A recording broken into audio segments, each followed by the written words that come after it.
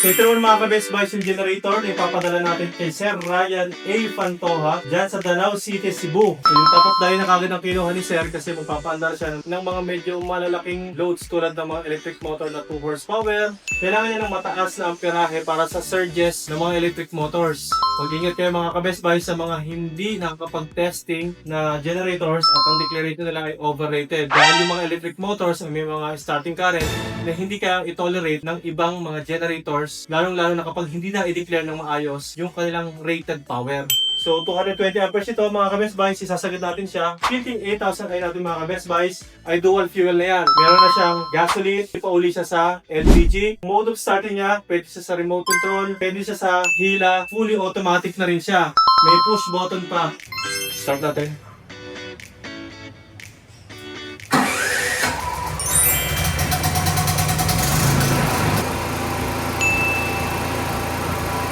$220. Ay, sasabayan pa natin yung grinder.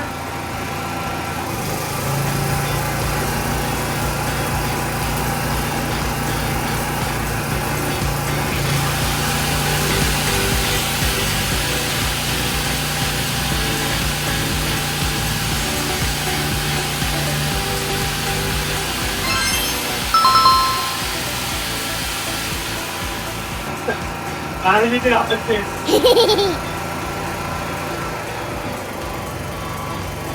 Ayan, ito naman yung eco mode ng ating Fitting 8000i. Kung kapag naka-high RPM siya, intended yun para sa mga high loads, tulad yan itong welding machine. Sinamahan pa natin ng grinder kanina, so hindi pa rin tayo nag-full load. Nasa ika 6 bar pa lang tayo ng capacity niya. So meron pa siyang 1 bar pa na natitira. So most likely, maabot na ng mga 6,000 watts yung kukonsumo natin na power output sa pinagsamang welding machine grinder.